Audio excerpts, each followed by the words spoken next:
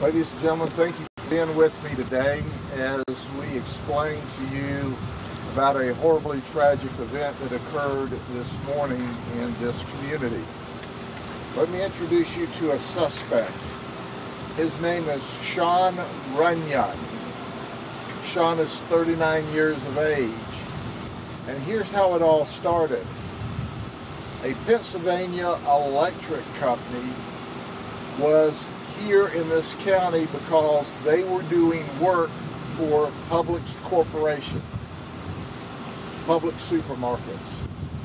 Friday morning at about 2 a.m., Sean Runyon got mad as a result of a problem with his supervisor, and he punched his supervisor and fled from the workplace. He left and he had not been seen since then. Sean and other team members on this electrical job were living in this community close by. Now, here's what occurred. At 9:44 this morning, we received a 911 call about a murder. He's murdered someone. And what we found out was Sean returned to the neighborhood, went into the house with a baseball bat and a knife. And he stabbed and beat people inside the residence. There were 7 people living in the residence. There were 7 victims. One victim was beaten to death in his bed while he slept. Another victim was beaten significantly. He is not deceased. I underscore, this one's not deceased, but he is in extremely critical condition at a local hospital and not expected to survive from his horrible wounds. A third victim is deceased on the front porch of the residence. There were 4 others, as I said, beside the 2 that's currently deceased and the 1 that's going to die as a result of this horrific act. He chases a 4th victim into the street and struck him in the shoulder and the back area with this baseball bat that he had beaten the others with. Another man and his wife and his 7-year-old little girl were able to escape the residence without harm. Then Sean fled from the scene. We had a manhunt, an intensive manhunt with dozens and dozens of deputies, our canine, our aviation, our drone teams, because we saw where he fled from the area through a blood trail. And then the trail went dead, and we couldn't find him.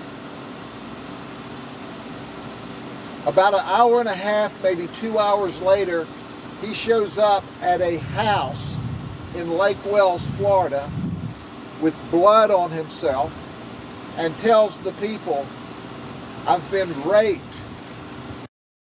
He takes off this bloody clothes and leaves it at their residence, and they're telling him, "Well, you need to go to the hospital."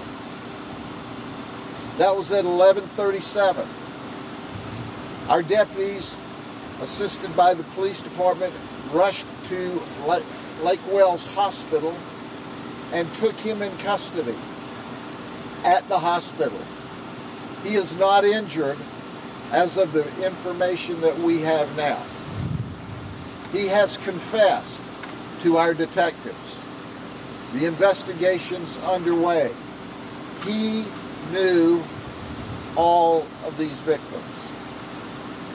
We have no idea what outraged him so bad that more than 24 hours later that he would come back and make an attempt to kill every one of them.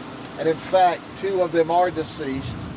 The 3rd one is not going to survive because of the horrible nature of his injuries, and the investigation goes on. The information we present to you, like always, is to make sure that you understand clearly that this information is subject to change as the investigation moves forward. And we present this information so that you can relay it to the community to calm the neighborhood and the community down that saw all of the activity here, to know that it's safe.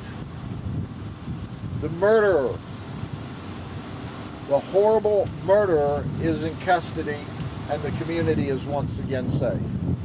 Are there any questions? Can you spell his first and last name, please? S-H-U-N-R-U-N-Y-O-N.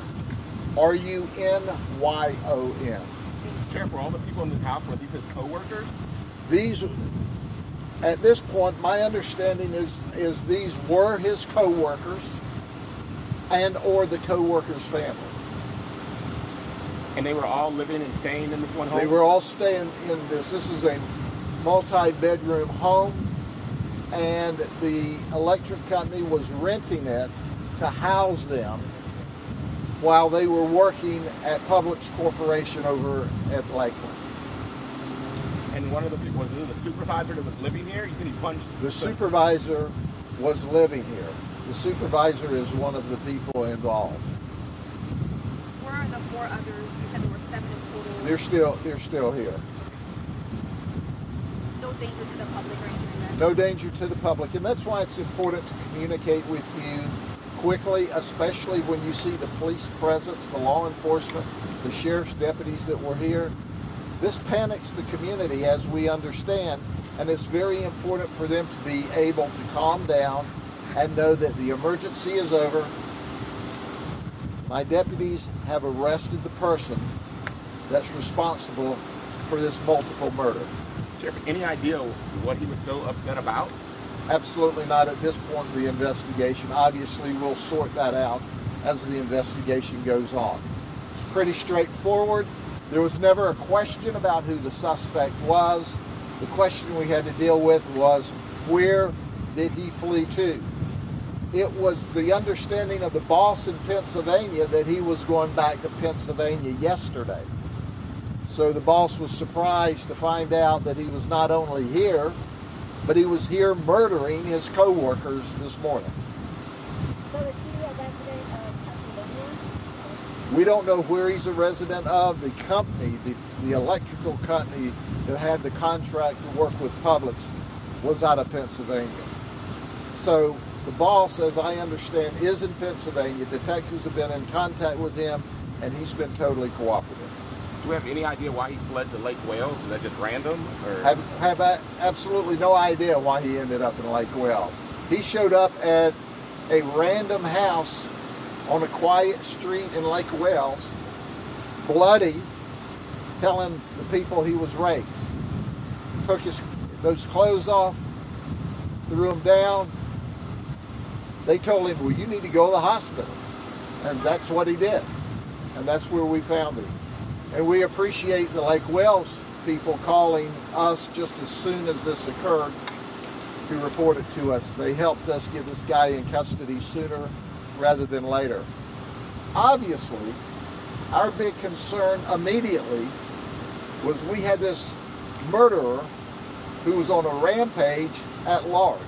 So where did he show up next? That was our concern.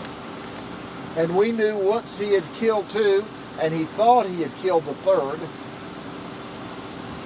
he had nothing else to lose. Who else was he going to kill before he was in custody? So that's why there was a full court press in seconds after we were notified to start locating him. And once again, the community helped us.